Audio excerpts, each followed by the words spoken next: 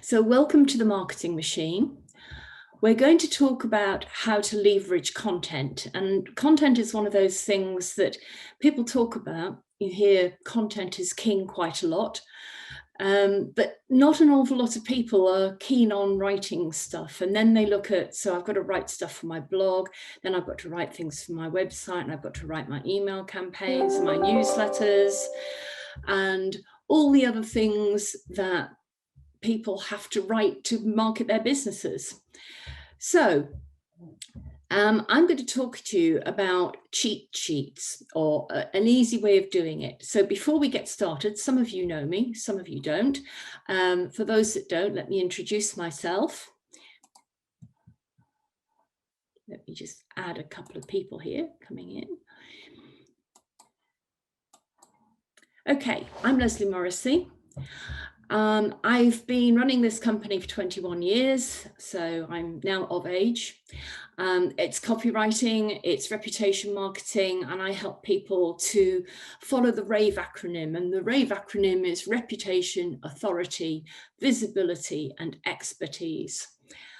I had my marketing baptism in Dubai Duty Free, which is particularly good at marketing, as you may have heard of them or possibly even been there. I know at least one person on this call has been to Dubai Duty Free. And they're very, very good at marketing. And so I learned a lot while I was there, but this was a little while ago now. So let's not worry too much about my background and get on with the nitty-gritty. So the marketing machine, what is it? Well, it's basically writing a little bit and using it a lot. So you probably can see on the screen now a sort of diagram of cogs. And if you look at the green cogs basically are input. All the black ones are output. And as you can see, it doesn't take a lot of input to create quite a lot of output.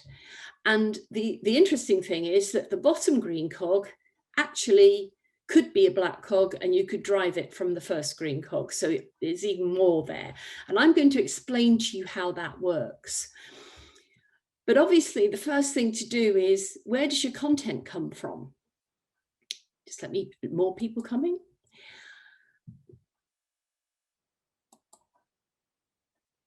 So content is something that is about sharing your expertise. It's sharing what you know. And I do get people who say to me, why should I share all my secrets with people? And my answer to that is because it shows how good you are at what you do. And honestly, if you demonstrate what you do, people have more confidence in you. It's the know, like, and trust thing. You've actually got already that element of people understand what you know about your business and how good you are. And that means that if it's a choice between choosing your business and a business that does the same thing, but there's nothing other than some blurb on their website, pretty much it's going to be you that gets the gold clock, because if they can see you know your stuff, it's a no-brainer. They don't have to wonder whether this company's any good. They know you are. And that applies to everything you put out. So the important thing about marketing and about writing content is it needs to be written for the reader. So this is who you're writing for, your mysterious ideal client. Now, I know a lot of people get really bored by me banging on about who is your ideal client. However, it is quite important to know who it is. And when I first started out writing for people, mostly websites initially, that they'd say, okay, write me a website. Yes, I can write you a website. So who's it for? What does your client that you're trying to reach, what's important to them? You know, what do they get from you? And most people couldn't answer the question. So if you're thinking, oh, well, I've got several different clients that I could help, that's true. We all have. We all have lots of people that we can help. But the secret is to pick the one that would be the ideal client.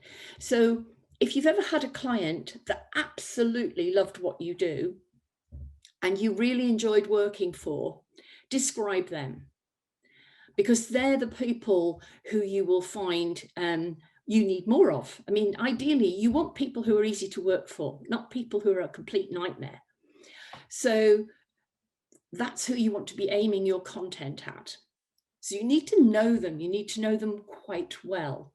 And if you want a worksheet, I do have a worksheet. It's in my treasure chest, and I'll make sure you get a link to that later on or after the webinar. So my advice is to start with a list when you're starting to write content. Firstly, you do need your ideal client profile, but then you need a list of the things that you want to write about. And you know, people sit down and they go, oh, well, I'll just write about one of my services. Well, that's fine, but that's a web page. It's not an article. It's not a blog. A blog is more informative. It's knowledge sharing. It's opinion.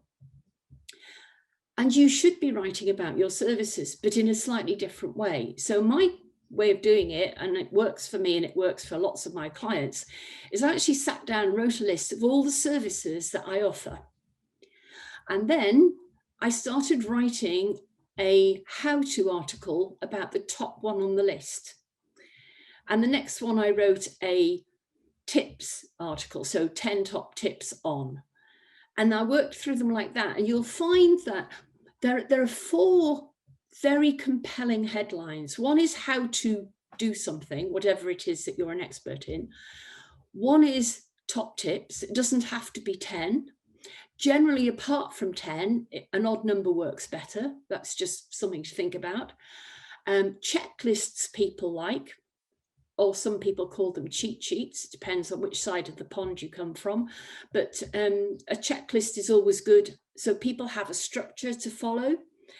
And the other one is a bit negative. It's the things to avoid. So it might be the 3 mistakes people make, or the 3 things to avoid when doing something. And they're really good titles because they draw people in, because we all want to know something that we don't already know, or at best we want to be reassured that we know that something.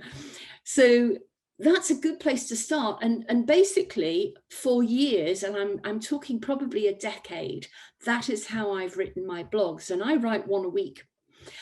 I'm not suggesting you have to write 1 a week. I'm a writer, so I don't find it too difficult, but a couple a month I would aim for.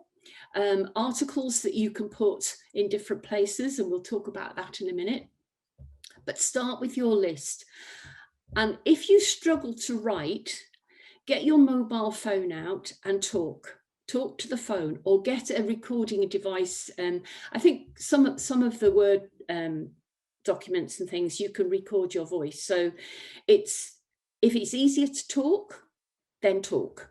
It's as simple as that. But actually you're aiming for a conversational style. Imagine that you're talking to that person that you're trying to reach, and write as though you were having a conversation with them, clearly with their bit missed out.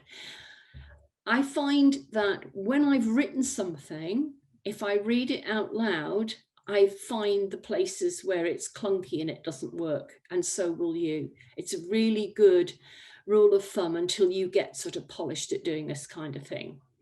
So your list of articles is based on your list of what you offer, or aspects of that. Next, schedule. And if you say, oh, well, I'll write a blog this week sometime, what will happen is this week will have come and gone, and you still won't have written it because other things will have got in the way. We're all busy people. Despite being locked down, we still have things to do, and, you know, responsibilities and commitments and all of those kind of things, and Zoom meetings to attend, of course. But if you put it in your diary and you actually block out time to do your writing once a fortnight, or I tend to do it on the first Monday of the month. So next Monday, I will be sitting down and writing 4 blogs for my website. Now, I write blogs for other clients, but they also are all scheduled in on different days during the month so that they get their blog on a regular basis. But for you, schedule the time in to write. And if you don't know how long it's going to take, put an hour in and see how you get on. As you do it more frequently and it becomes a habit, it'll get easier. And then run it through, make sure you run it through the grammar and the spell checker too, because there's never anything worse than having your attention to detail questioned because you've misspelled something or typoed something in your article. So your first 300 words. Now 300 words is not a lot. If you're typing in 12 point onto an A4 document, it's less than a page. Now, I'm not suggesting you should stop at 300 words. If you want to write 600 words, that's great. The nice thing about blogs or articles or whatever you want to call them is that it doesn't matter how long they are. If the content is good, they can be as long as they need to be. Seth Godin, who writes every day, and if you're not on his email list, you could be if you wanted to be, and he writes some really interesting stuff about people and management and all kinds of good businessy type stuff. But some of his blogs are 70 words, literally 2 lines of text, that's it. And I've seen them as short as that. Some of them are 1,000 words. He writes what he has to say and then he stops. So it's something that you might consider, is start with 300. 300 is enough to give people a bit of meat and also to give you the meat that you need to leverage. So pick a subject and start. And get somebody else to read it if you doubt whether you're any good at it. But basically remember, it needs to be in a style that's not dry and dusty and pompous. It needs to be very conversational because that's what people engage with. And if you think about all the newsletters you get, the ones that are chatty and conversational are probably the ones you read more often. Okay, so how do you write good content? That's a good question, actually. People wonder about that.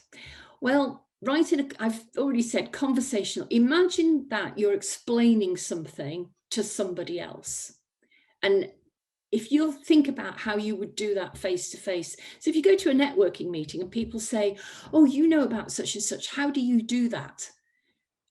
As you would, that's what you write. Clearly, you need to tidy it up a little bit, but basically, that's the approach you need to take. The rule of thumb is short sentences and short paragraphs because that makes it much easier to read. Now, when I say a short sentence, if you're typing on a Word document, if you get past 2 lines, start looking at your sentence and wondering, could I cut this in half? Is there a point at which I could put a full stop and maybe have 2 thoughts there? Short paragraphs, when you're getting to 7 or 8 lines, people are disengaging or losing their place in the paragraph. We're all very fickle. We scan rather than read, so white space re-engages. So it's good to have those breaks between each thought. Keep it short and simple because people don't want long words and complicated ideas. They just need something they can consume easily. Add subheadings, that re-engages people. So I know 300 words isn't much. You could probably get 1 subheading into that.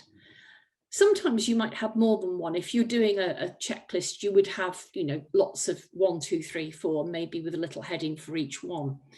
But subheadings are good. And focus on the reader. Answer the what's in it for me. What will help them? What do they want to know? I was always taught, and it's something that stood me well over the years, 1 thought per sentence, 1 idea per paragraph, something to remember. Okay, this is what you do with it. Now you've got your article, you load it onto your blog this week. Next week, you upload it onto your LinkedIn profile. Or if you're on something like Tumblr, you can put it on a different platform. And there was a time when duplicate content was frowned on, and Google used to persecute you for having the same thing in 2 places. That's no longer the case. You can put the same content in more than one place for different audiences, because different people read in different places. So you need to think about where you could put that it would be useful. But definitely the first place it goes is on your blog. Next thing to do is to soundbite it. Now, people go, what do you mean by that? What do you mean by a soundbite?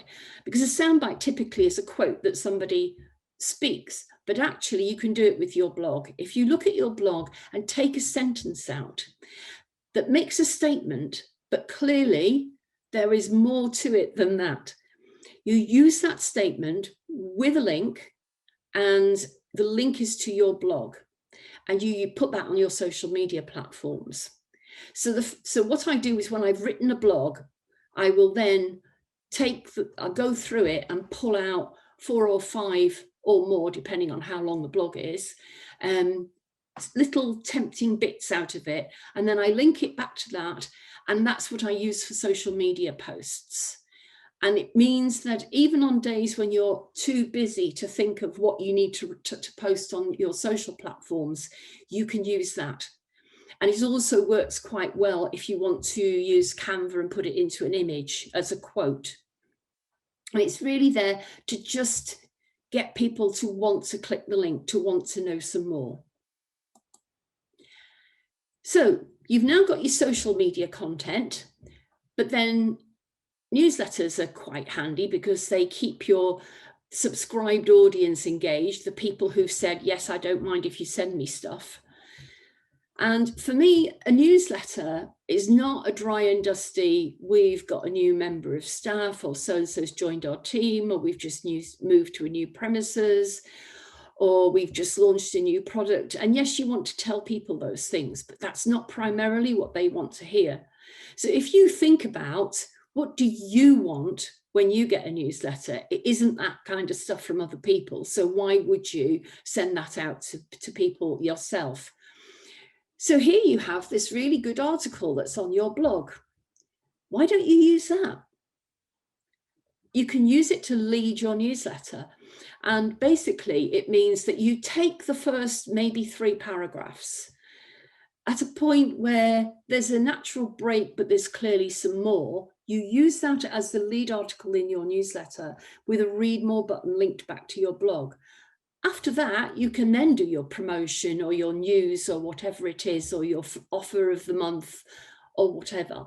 If I got 4 blogs running, I will have one as a lead article and one at the end, or 2 or 3 at the end, so that I've got like a sandwich where I've got my blog, my offer, and then more blogs at the bottom for people to link through to.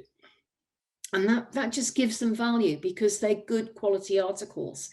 The plus, of course, is also the more of this stuff that goes onto your website, it means your website is constantly updated and content rich, and the search engines love that. So it's good for your website as well as just for engagement factor, for humans and for engines. Now, you remember that second green cog that was further down? That's what is known as a lead magnet. Sometimes it's called an ethical bribe.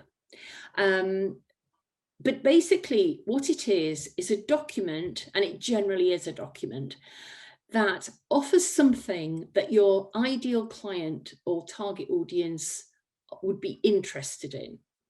So it has to have a title that will engage the interests of your ideal client. And it's part of your sales funnel. Now, I'm not going to go into the details of a sales funnel today, but a sales funnel it's the beginning. It's the bit that gets people in at the top. I will do a webinar on sales funnels at some point, but there's far too much to go through in one hit today. So a lead magnet basically is generally anything between 1 page, and it can be 20 pages, but it has to have value to your target audience. And the reason that I keep banging on about the target audiences, because the idea behind a lead magnet is to get people onto your list who are potential clients. So you need to give them something that will identify them as a potential client, and they will literally put their hand up and say, I am a potential client, that's me, because they're interested in the content that's in your lead magnet. So you've got to write a lead magnet. If you're not a writer, that's another big hurdle to tackle. But if you've been writing blogs, and you've been writing blogs around the subject that you're an expert in, is there any reason why you couldn't pull together half a dozen blogs, or even fewer, and put them into, maybe you need to edit them a little bit, but you could create one document that had masses of value with those. So you don't have to start from scratch, you just have to take existing content and knock it into shape. And then my advice would be to add some nice images that you can put into there to liven it up a bit. And going back to your blogs, always put an image at the top of your blog. And there's a reason for that, because it gives your page energy and life, and people engage with it better. So images are important. So if you don't have an image library account like Shutterstock or iStock Photo or Getty Images or one of those, there are free ones. There are free sites where you can download images that have no royalty attached. You don't have to pay anything for them. The ones that we use the most are unsplash.com, pixabay.com, and pexels.com, and freeimages.com. And they're all completely free of charge. You can download your images without having to pay a penny. There are their sponsor sites that are attached to them. So Pixabay, I think, is iStock Photos. They will have a push so that if the ones that come up on your keyword, because you literally put your keyword in and it shows you images around that keyword, and you then just can scroll through and choose the one that you like. But if they will have a row at the top that are not free images, and if you click on those, it takes you to the paid for site that's associated with the freebie one. But basically, if you don't want to have to pay for images, and they can be quite expensive sometimes, then get them from there. And my advice, never, never, ever, ever, ever go on Google Images and download images from there. Mainly because most of those have been got from one of these sites where you have to pay for them. The trouble is, because somebody's already paid for it and it's on their website, Google picks it up. There's no watermarking on it. You have no way of knowing that that image is actually copyrighted. And if you use it, they will find it, because they run searches on the internet for their images, and then you end up getting fined. And I did have a client that actually lost her whole budget for her revamp of a website, because she had to pay somewhere around £1,200 in a fine for an image she had no clue was a copyrighted image, because she got it off Google Images. So just be warned. Okay, let's move on. Email campaigns. Email campaigns are something that can be very selly. It can be, somebody trying to sell at you all the time. What I actually do is I take bits of my blogs that are good standalone pieces, so maybe a couple of paragraphs that tell people something valuable just on their own, to lead an email campaign, followed by the relevant offer that goes after it. So people are getting something that's valuable to them, as well as the offer that goes with it. And I find that if you're smart and you look through your blogs, you will find those kinds of bits you've written. It might not have been something you wrote last month. It might be something you wrote last year, but they're there. And most of us are not in particularly topical driven industries, so we can reuse stuff. And certainly the social media Soundbites that you can use them more than once. I use them probably every 3 months or so. because nobody remembers what you posted last week, let alone last year or the year before, or even tomorrow, to be honest. We're all scanning and whizzing through things at a great rate. So you could actually create an email campaign using chunks out of blogs. Okay, you might have to edit them a little bit, but it will give you a material to get started with, and it delivers value to your readers, which is what you want, of course. So if you think back to the cogs at the beginning, we've now got posts for, you've got a post for your blog, an article for your LinkedIn profile or another blog platform, or where an article can be put, or potentially, if you want to pitch it to a publication, you could also offer it to a publication. However, they do tend to like unique content, so they might look at what you've written and say, yes, can you write us something unique? But at least they can see the kind of thing that you produce. You then can soundbite that for social media. So you've got posts to put out on all your social platforms. You have the potential lead article for a newsletter, and you've got a lead magnet that you can put together from it, and an email campaign. So it's got quite a lot of uses, and that's all based on 300 words. Amazing, isn't it? So all you have to do now is give it a go, really.